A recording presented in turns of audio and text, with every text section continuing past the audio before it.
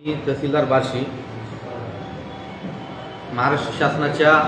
महसूल विभागामार्फत दिनांक 18 फेब्रुवारी 2026 रोजी एक शासन निर्णय पारित झालेला आहे।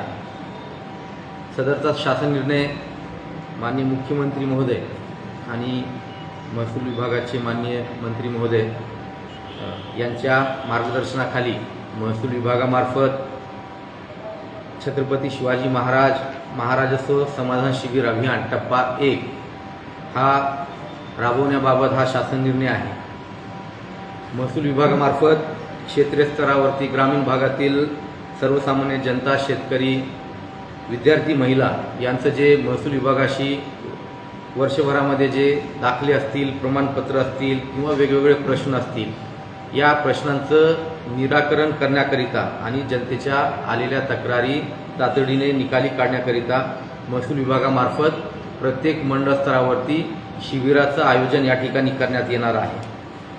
सदरचे जे शिबिर आहेत संपूर्ण राज्यभरामध्ये मंडळ स्तरावरती आयोजित करण्यात येणार आहेत। त्यामध्ये मार्च महिन्यामध्ये एकूण 2 दिवस, शनिवार 7 मार्च 2026 आणि शनिवार दिनांक 14 मार्च 2026, माहे एप्रिलमध्ये शुक्रवार 10 एप्रिल 2026 आणि शुक्रवार दिनांक 17 एप्रिल 2026। त्याचबरोबर आपल्या तालुक्यामध्ये 2 नगरपालिका, 1 नगरपालिका नगरपंचायत वैराग आहे आणि मे महिन्यामध्ये आपण नगरपरिषद व नगरपंचायत स्तरावरच्या शिबिरांचं आयोजन करणार आहोत। त्यांचा कालावधी हा शुक्रवार दिनांक 8 मे आणि शुक्रवार दिनांक 15 मे असा असणार आहे। सदरच्या राजस्व अभियानामध्ये जे काही आपण शिबिर घेणार आहोत त्यांची पूर्वतयारी आपल्या तालुक्यामध्ये सुरुवात झालेली आहे। 18 फेब्रुवारीपासून ते 5 मार्च या कालावधीमध्ये आपण पूर्वतयारी करणार आहोत।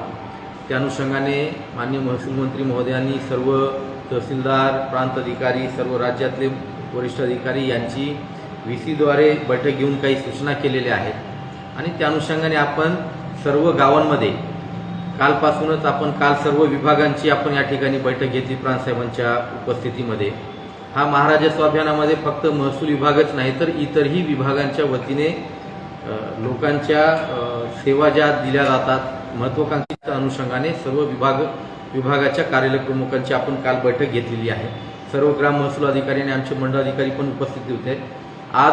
संपूर्ण तालुकाभरामध्ये आमच्या ग्राम महसूल अधिकारी आणि मंडळ अधिकारी यांच्या मार्फत छोट्या छोट्या घुमडी बैठकांचं आयोजन त्या ठिकाणी केलेलं आहे आणि प्रत्येक कुटुंबापर्यंत, प्रत्येक शेतकऱ्यांपर्यंत या शिबिराची माहिती देण्याचं काम आज त्या ठिकाणी चालू आहे। सदरचा जो शासन निर्णय आहे त्याचा उपयोग काय होणार आहे, त्याचा हेतू काय आहे, त्याच्यातून कोणकोणती लाभ त्या ठिकाणी महसूल विभागामार्फत राबविल्या जाणाऱ्या योजनांचं आणि इतर योजनांचं मिळणार आहे याची माहिती सुद्धा प्रत्येक घरापर्यंत पोहोचवण्याचं काम आज महसूल विभागामार्फत आमचे ग्राम महसूल अधिकारी त्या ठिकाणी गावपातळीवरती करणार आहोत। मी थोडक्यात या अभियानामध्ये आपण ज्या काही बाबी राबवणार आहोत त्याचं थोडक्यात विवेचन या ठिकाणी करतो। सदरच्या अभियानामध्ये आपण ज्या वर्ग 2च्या जमिनी आहेत, वर्ग 1 करायचे आहेत असे जे आपल्याकडे अर्ज प्राप्त झालेले आहेत किंवा या कालावधीमध्ये आपण असे गट शोधणार आहोत जे वर्ग 2 आहेत आणि वर्ग 1 होऊ शकतात असे सर्व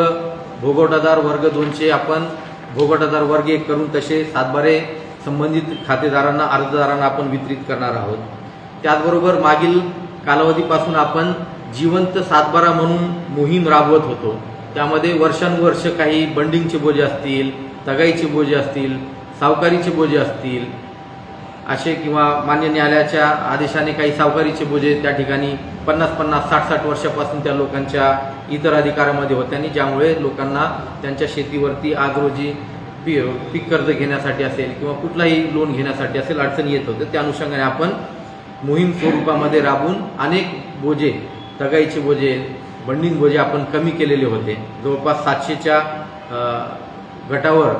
जवळपास गटावरचं काम आपण आपल्या तालुक्यामध्ये केलेलं होतं। अशाही दुरुस्त सातबारांचं वाटप आपण त्या ठिकाणी करणार आहोत आणि अजूनही ज्या लोकांचं काही इतर अधिकारामधल्या चुका राहिलेल्या असतील त्यांचीही दुरुस्ती आपण त्या ठिकाणी या शिबिरामध्ये आपण करून देणार आहोत। त्याचबरोबर संजय गांधी योजनेचं जे आपण संजय गांधी निराधार योजनेचं जे सामाजिक अर्थसहाय्य योजना असेल यांचा जो लाभ आपल्याकडून दिला जातो त्याची दिनांक 28 जानेवारी रोजी आपण या ठिकाणी बैठक ठेवलेली आहे, फेब्रुवारी रोजी बैठक ठेवलेली आहे शासकीय समितीच्या सदस्यांच्या उपस्थितीमध्ये, आणि यामध्ये सुद्धा जवळपास 900 ते 1000 अर्ज या समितीसमोर विचारार्थ असणार आहेत, आणि त्यावरही निर्णय झाल्यानंतर या समितीमध्ये किंवा या बैठकीमध्ये जे निर्णय घेण्यात येतील आणि ज्यांचे अर्ज मंजूर होतील अशा लाभार्थ्यांना सुद्धा लाभ देण्याचं काम या शिबिरामध्ये होणार आहे।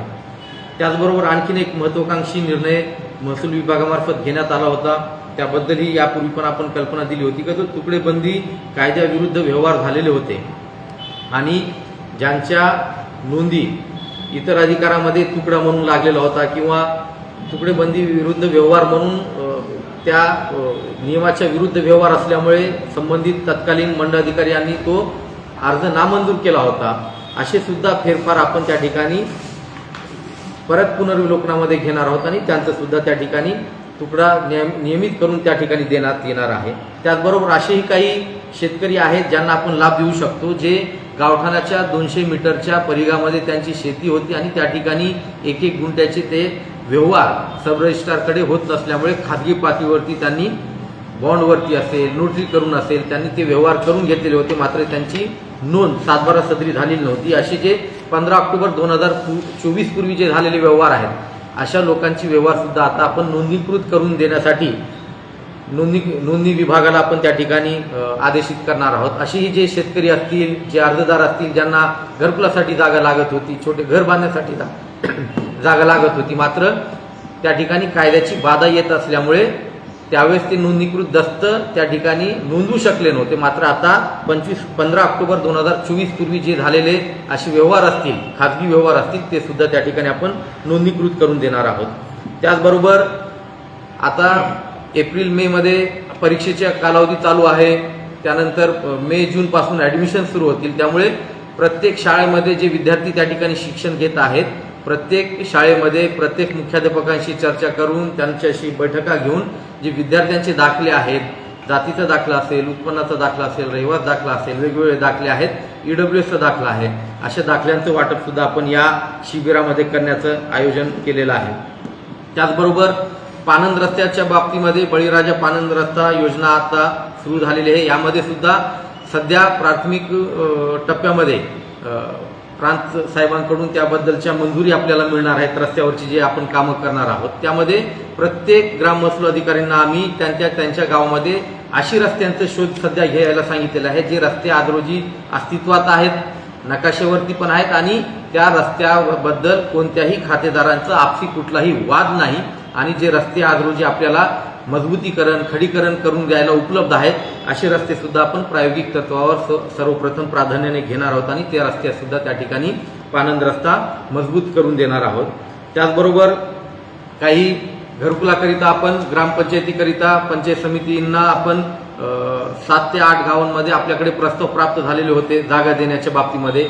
अशा ठिकाणी आपण गायरांमधल्या जागा संबंधित लाभार्थींना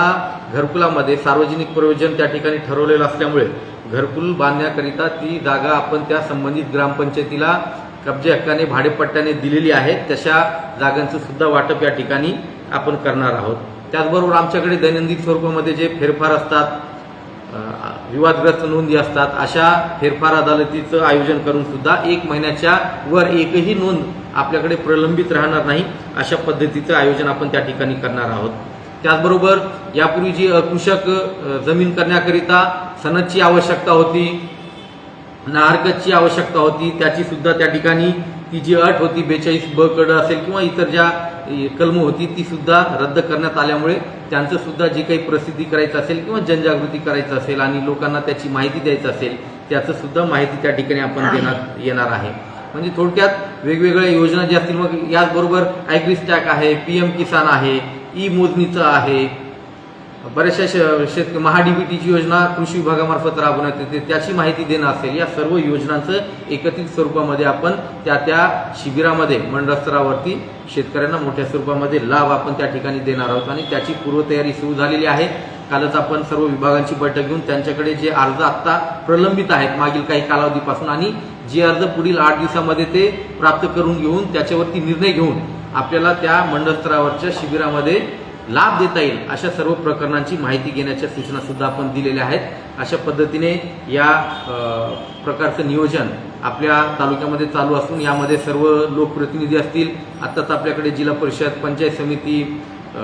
नगरपालिकांच्या निवडणुका झालेल्या आहेत आणि सर्व लोकप्रतिनिधींना सुद्धा याच्यामध्ये समाविष्ट करून मोठ्या स्वरूपामध्ये लोकांपर्यंत पोहोचवण्याचा आणि त्यांच्या ज्या काही तक्रारी असतील, अडचणी असतील ते सोडवण्याचा प्रयत्न या मोहिमेमधून होणार आहे।